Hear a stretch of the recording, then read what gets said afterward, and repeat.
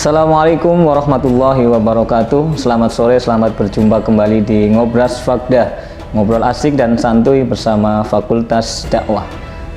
Bersama saya Miftahul Amri akan menemani waktu sore Sobat Ngobras semuanya. Sambil menunggu berbuka puasa, kita akan ngobrol-ngobrol dengan narasumber yang pastinya sangat berkompeten ya, yang sudah hadir di tengah-tengah kita, yaitu beliau Dr. Abdul Wahid BS MHum.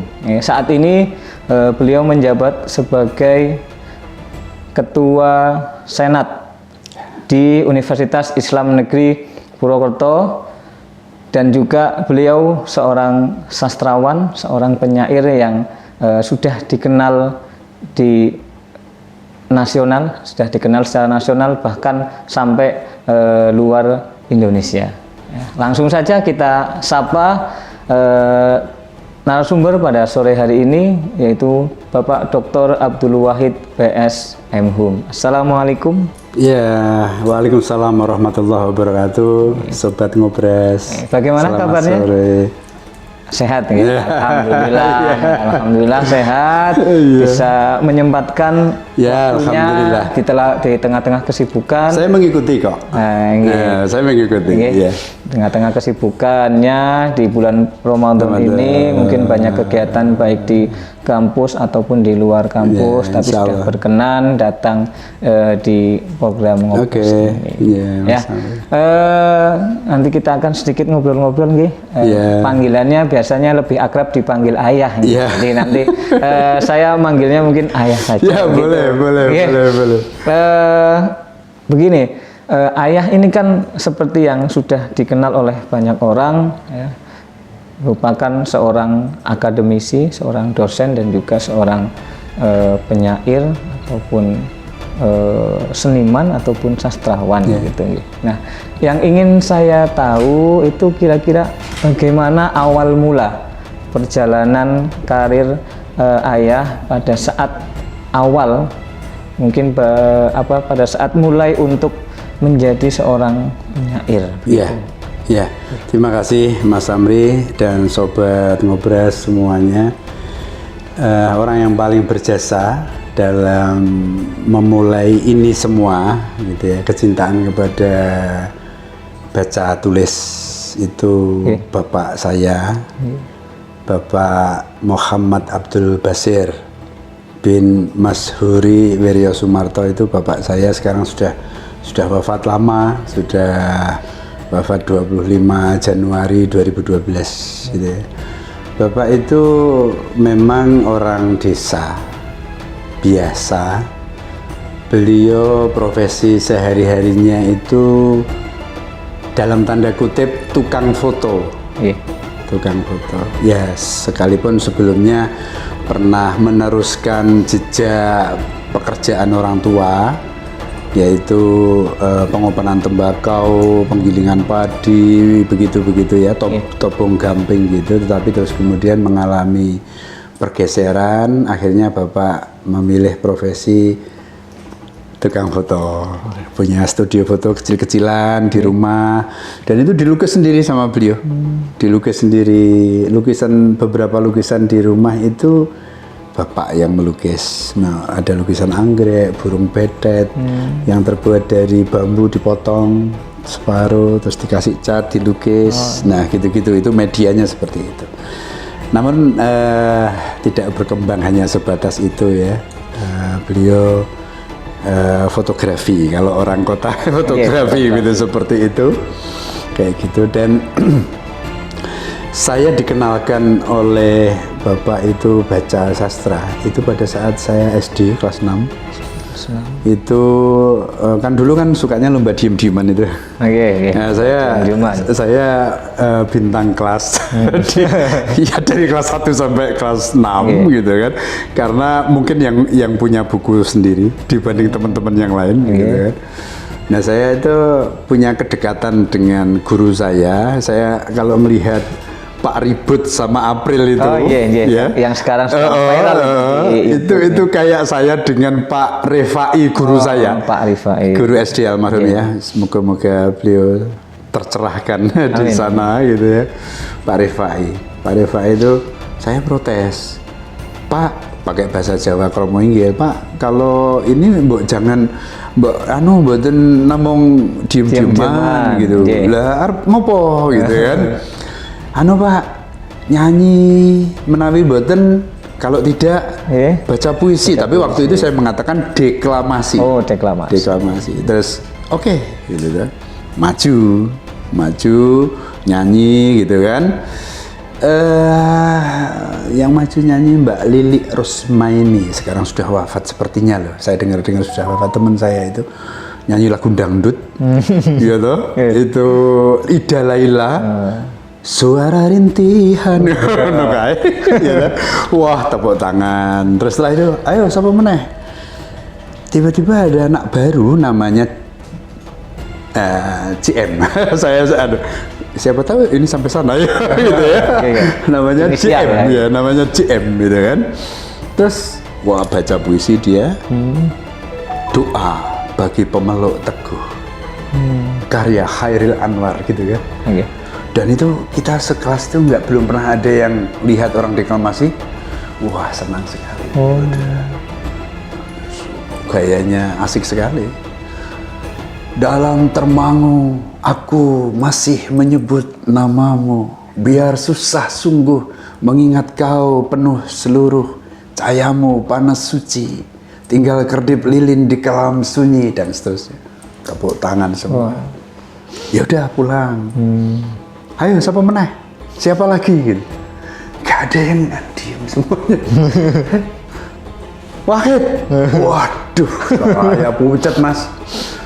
Apa nyanyi suaranya sember, deklamasi nggak ada yang hafal gitu kan.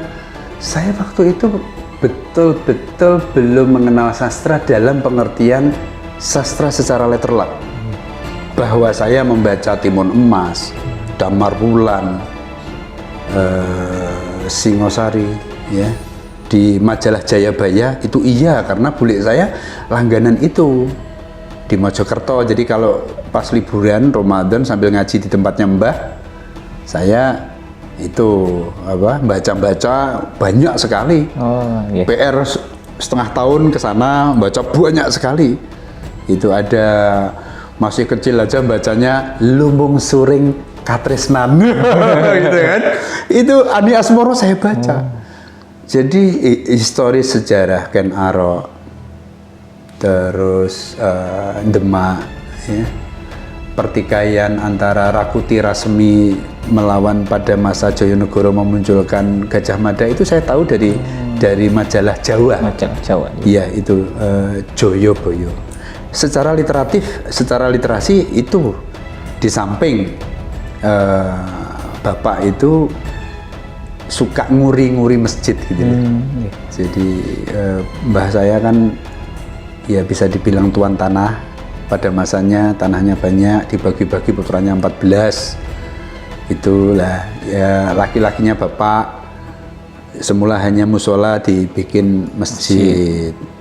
Terus semula tidak ada madrasah, dibikin madrasah 3 kelas berlantai tanah.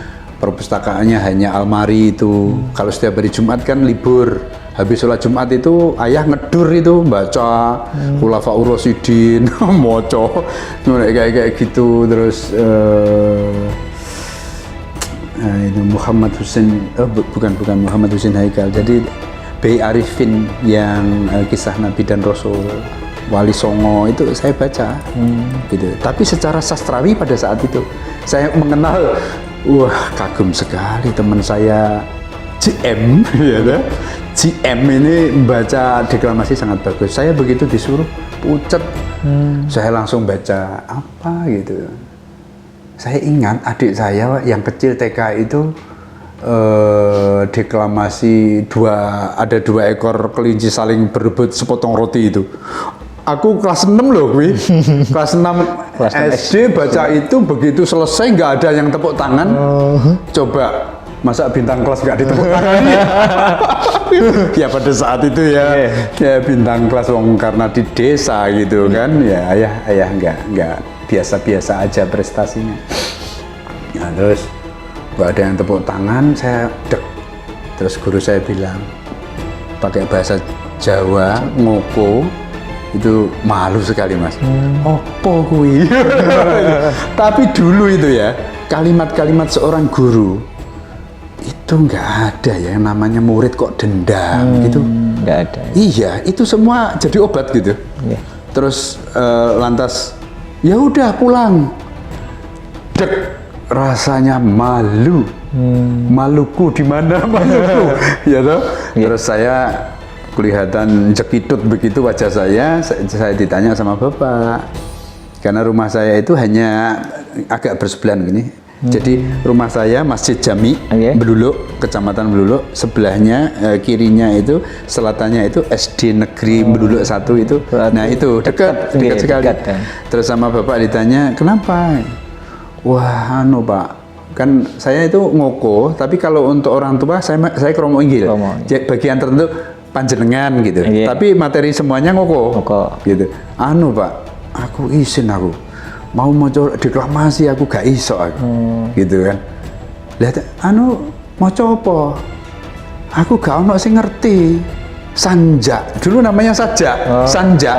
Bukan sajak. Kalau sekarang puisi kan. Puisi. Sekalipun antara puisi dan sajak itu ada beberapa perbedaan seperti itu. Terus ya udah, itu loh bukunya Bapak di Bofet gitu. Bapak itu rapi karena beliau habis sholat duha itu maca kitab mas. Saya itu nggak ngerti kalau bapak saya itu orang pesantren mas. Saya ngerti bapak saya itu orang pesantren itu ketika beliau akan wafat. Tapi yang saya tahu tulisan Arab Pegone ini apik banget. Jadi sukanya itu ngumpulin doa, ditulis di buku notebook kecil. Nanti ada tamu dikasihkan. Kalau beliau khutbah Jumat itu dikonsep dan itu banyak sekali. Saya punya PR betul untuk mengedit ini. Moga-moga nanti diberi kesempatan oleh Allah. Jadi beliau itu khutbah Jumat bertahun-tahun itu ditulis mas. Ditulis. Nah tulisan ini bukan sekedar konsep, tulisan sungguhan tanpa coretan, matang, dan itu banyak. Karena beliau mengisi khutbah Jumat itu waktu itu 18 desa. Karena satu kecamatan itu 18 desa. Nah karena beliau posisinya di depan Masjid Jami kan orang kenal, apalagi tukang foto, gitu. Ditambah apalagi putranya Mbah Masuri Wiryo Sumarto, kakek saya yang notabene termasuk arsitek pendirian KUA pertama di kecamatan saya, gitu. Beliau ngasto sebagai kepala KUA, gitu. Saya nggak nyangka juga akhirnya jadi orang Kemenak, gitu. Karena kakek saya dari pihak ibu juga orang Kemenak juga, gitu, seperti itu. Nah itu terus bapak bilang itu di Bofet. Saya lihat itu mas, Pelangi Sastra Indonesia, Sultan Takdir Ali Sabana. Terus saya baca-baca itu tertarik, memang ya suka baca. Saya baca-baca, saya menjumpai sebuah puisi yang saya merinding baca itu. Karya Amir Hamzah. Padamu jual,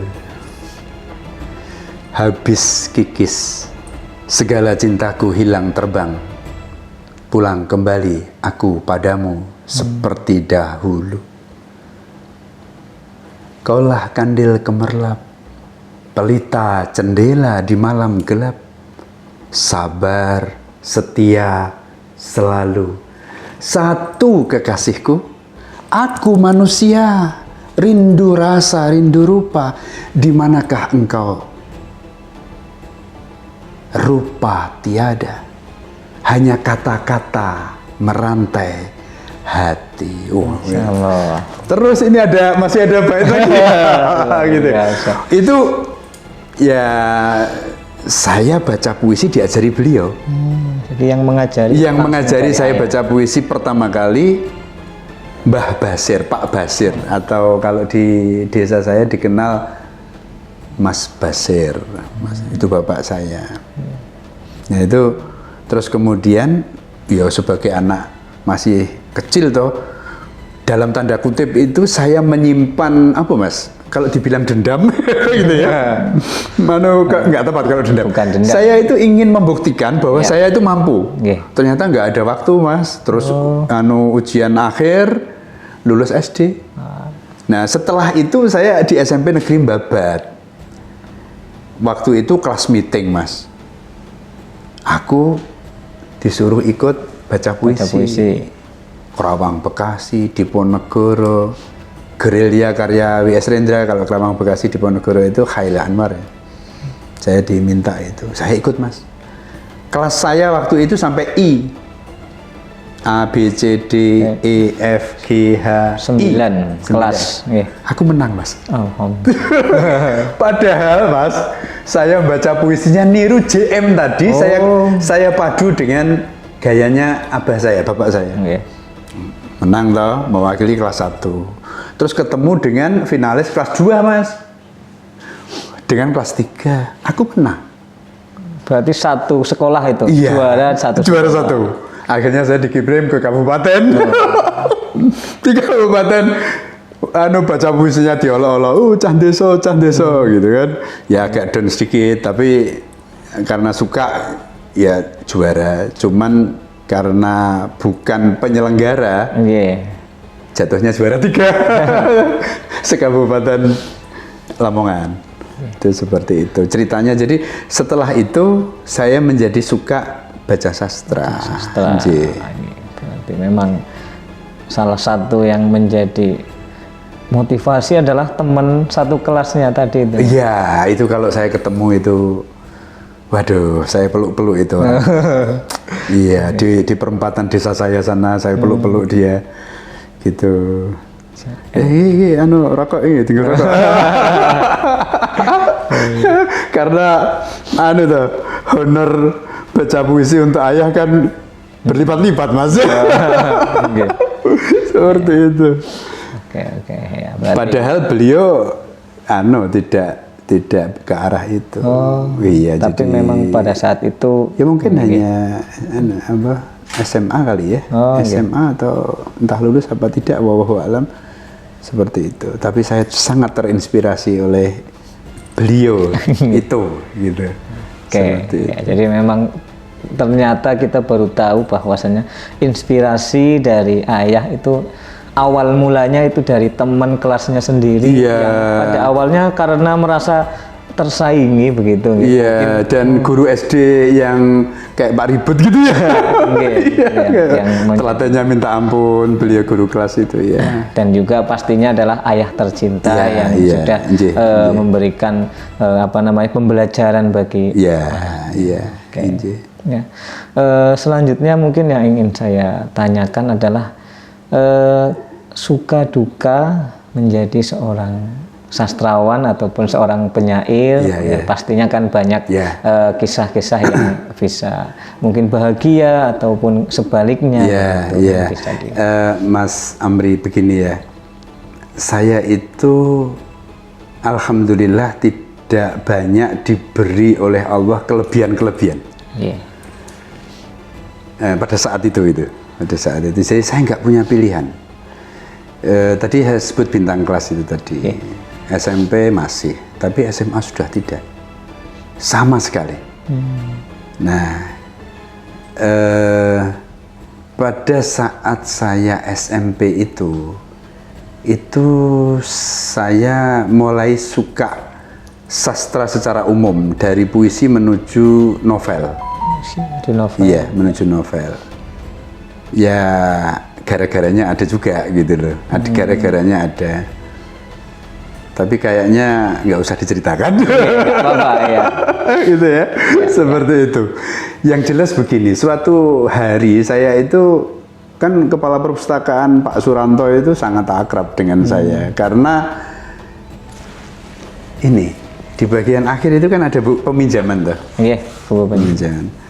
Itu banyak. Nama saya banyak.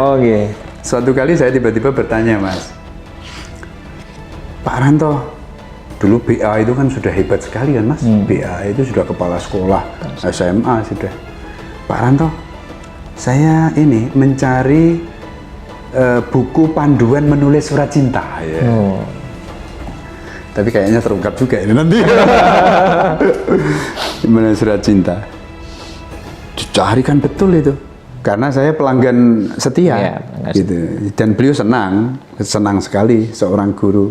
Ada muridnya suka baca, sekalipun gayanya nggak jelas gitu kan, tapi suka baca gitu kan.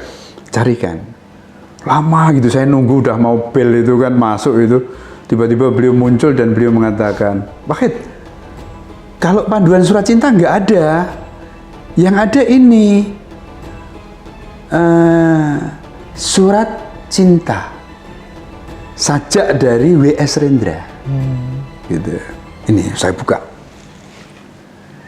Kutulis surat ini kala hujan gerimis. 2 ekor belibis mainan di kolam. Wahai Dek Narti, aku cinta padamu. Wah, membaca itu gemeter Mas. Ini SMP kelas 1 kan? Nah, di situ itu saya mulai suka menulis di biografi, catatan harian. Jadi utang ditulis di situ. Kalau bete pelajaran yang kurang suka, curhat dalam bentuk puisi. Nanti digambar. Kalau digambar kayaknya umum ya, tapi kalau diungkapkan dalam bentuk puisi kayaknya agak langka.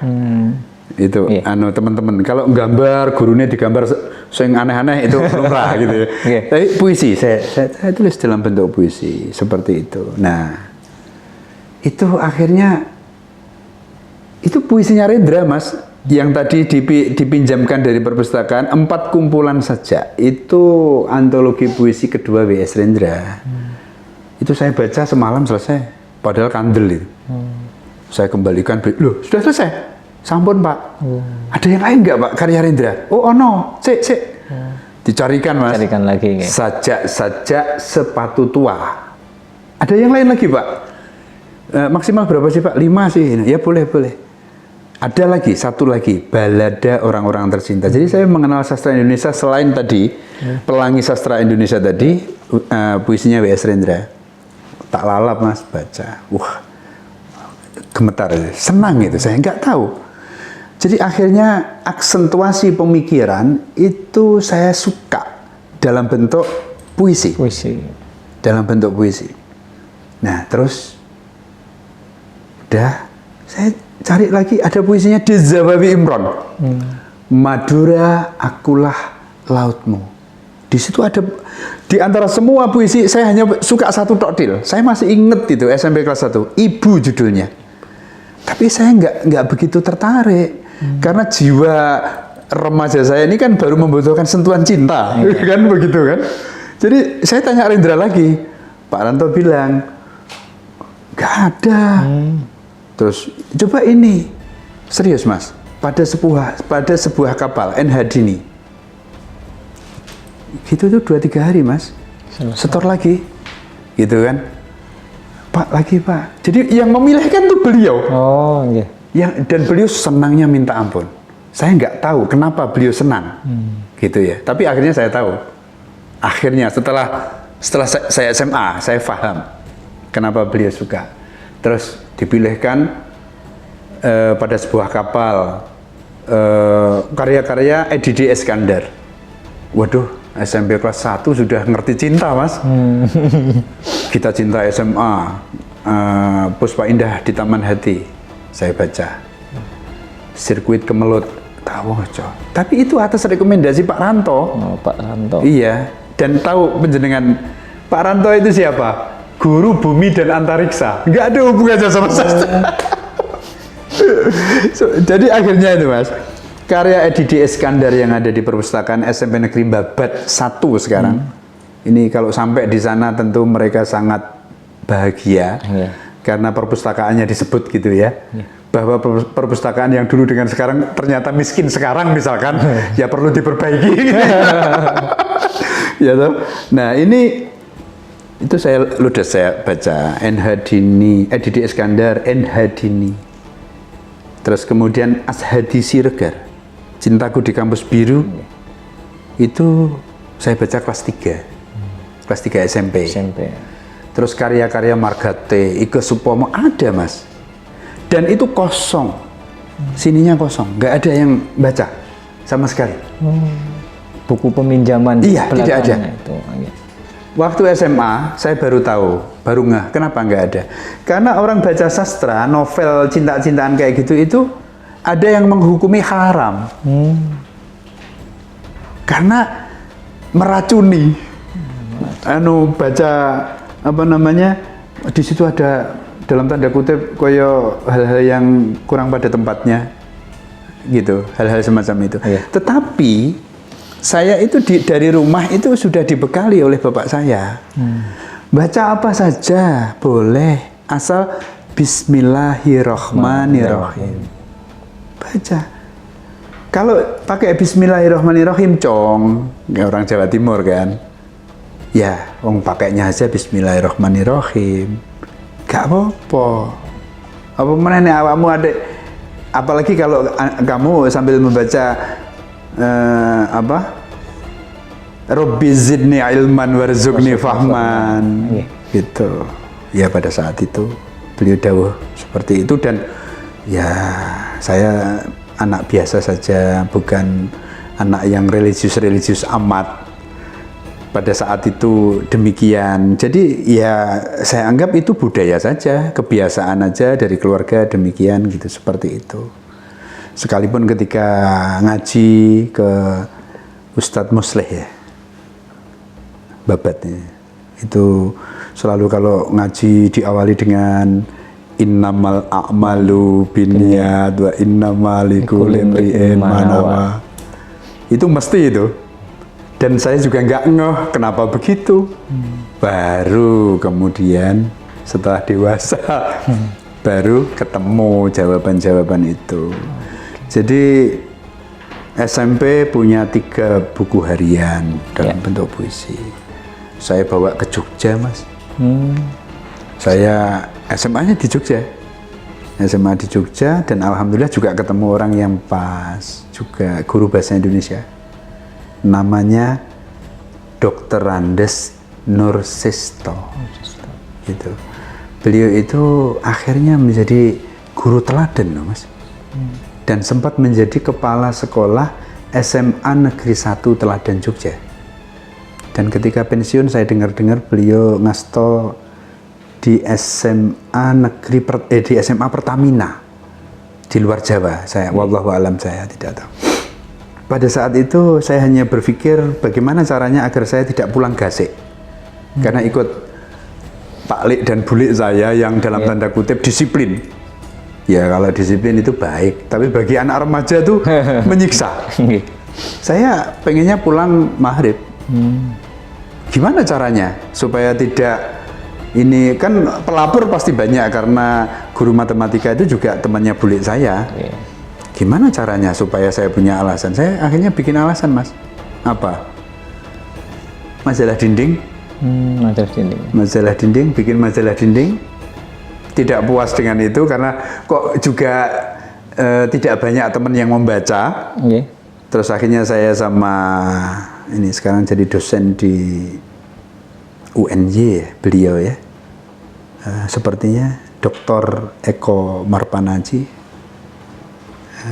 Itu sudah pinter sejak SMA. Gitu, beliau. Terus kita bikin media karya. Majalah sekolah. Yang bikin anak-anak SMA kelas 1. Tapi saya lupa ya siapa saja ya selain beliau ya. Mungkin ada, tapi lebih ke teaternya kalau itu Dr. Andes Nur Eswantoro M. Hum. Sekarang menjadi, kalau tidak salah loh ya, beliau ketua jurusan seni pertunjukan di ISI. Seperti itu. Beliau kelas 3, saya kelas 1.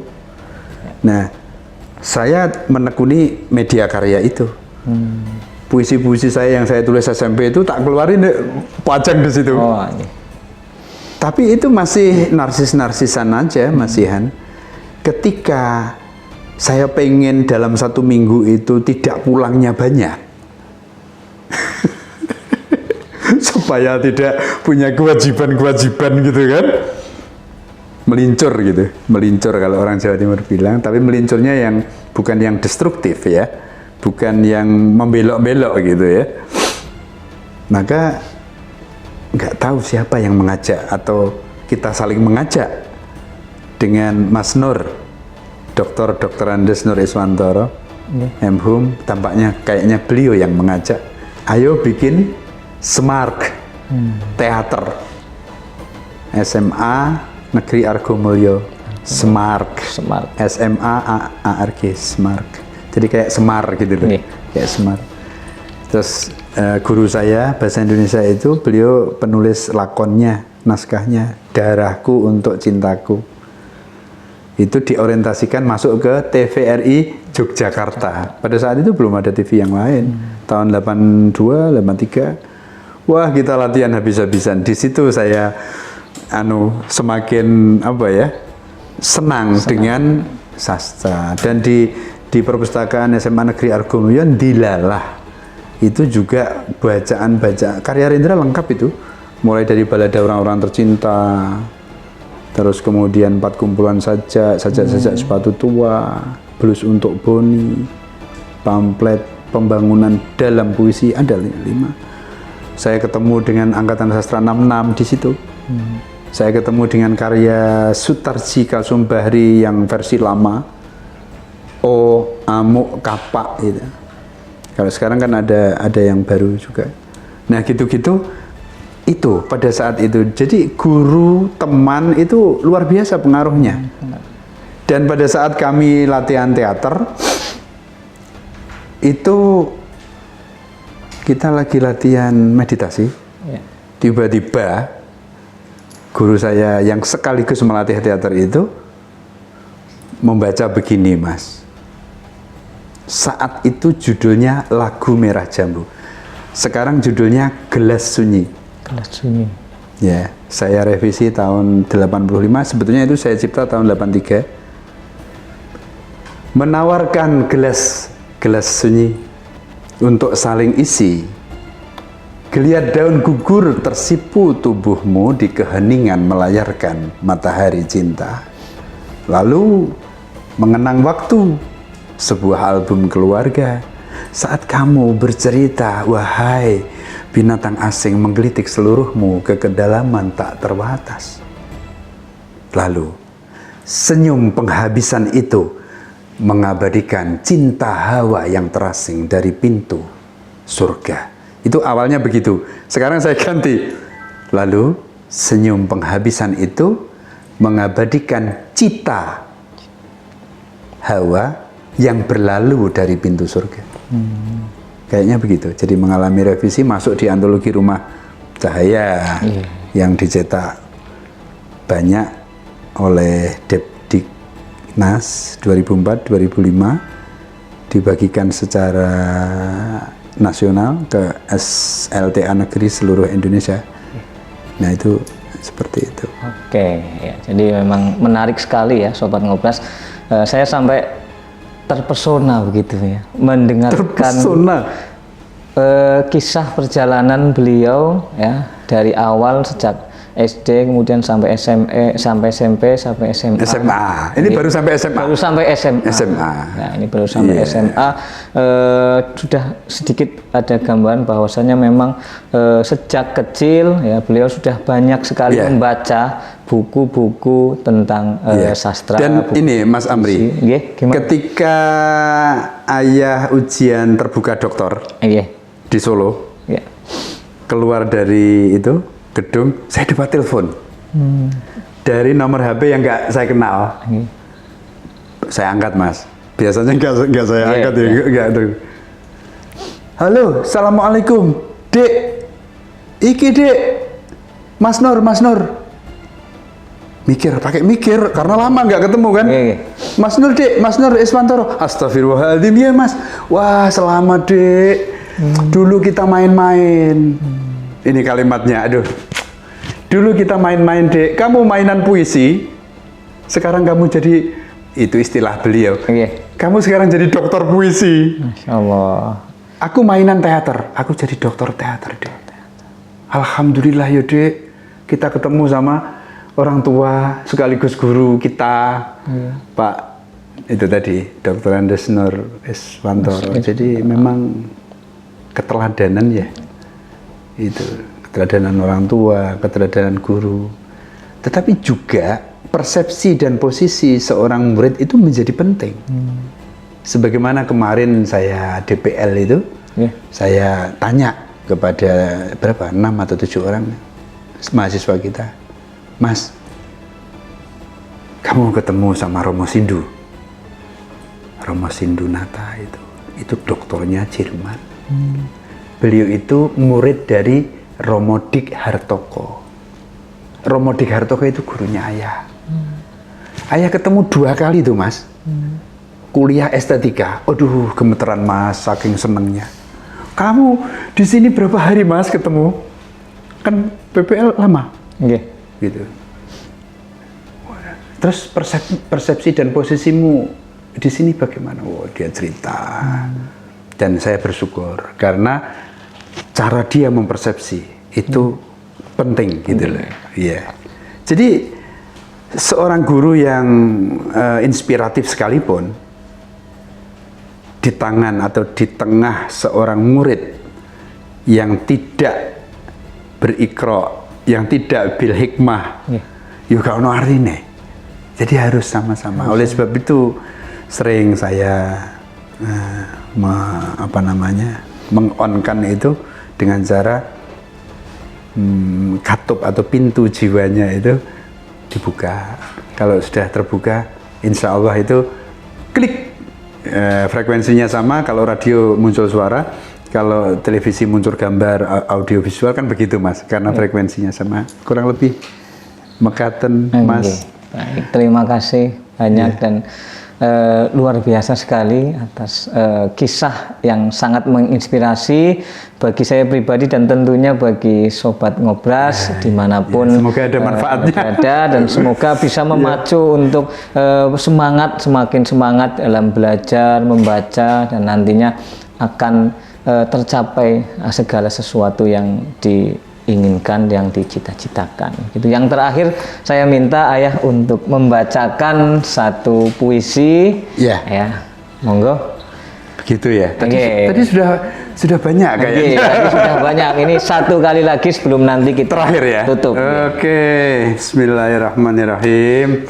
Anggap saja ini gaya ketika Mas JM, Mas JM dan abah saya, bapak saya mengajari saya baca puisi.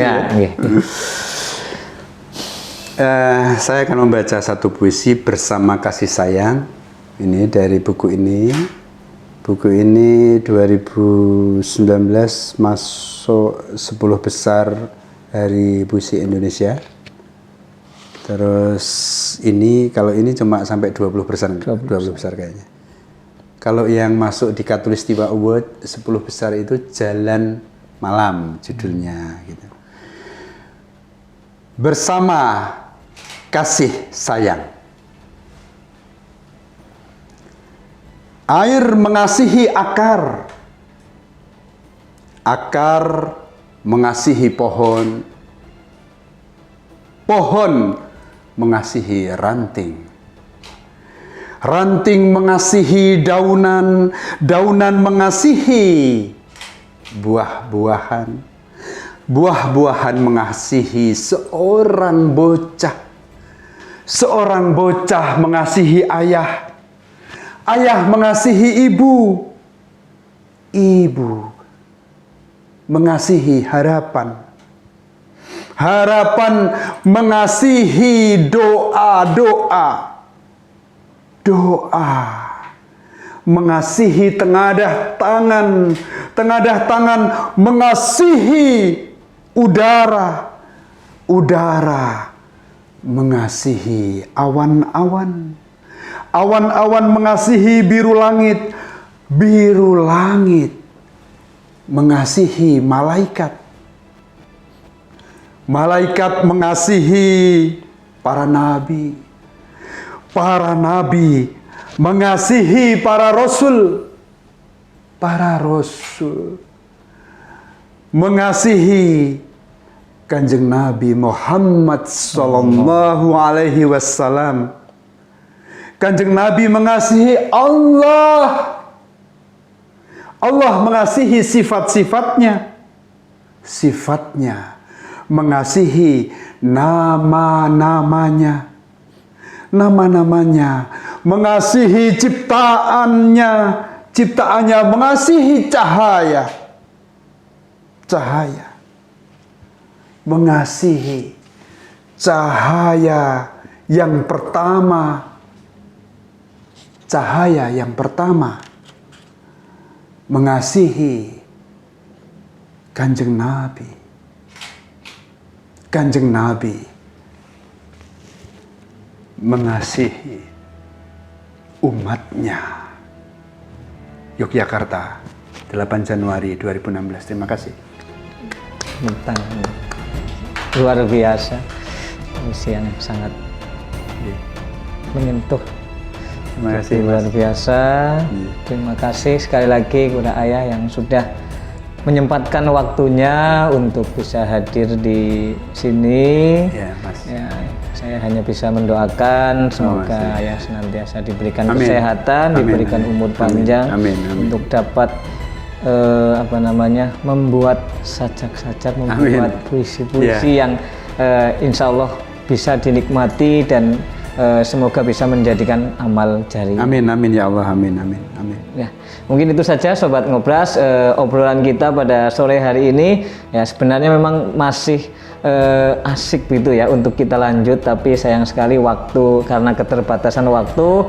Mungkin nanti bisa dilanjut di part 2 di sesi selanjutnya begitu. Kalau memang dari Sobat Ngobras masih penasaran, boleh, ingin mengetahui cerita lebih lanjut bagaimana. Kalau tadi kan baru sampai SMA. Nah, yang seterusnya itu juga saya sebenarnya penasaran. Tapi ya itu nanti kita agendakan kembali ya. Jelas untuk kali ini saya ucapkan terima kasih, dan kepada Sobat Ngobras semuanya saya ingatkan untuk bagi yang belum subscribe bisa subscribe channel YouTube Fakultas Dakwah UIN Saizu, dan jangan lupa untuk like, komen, dan share.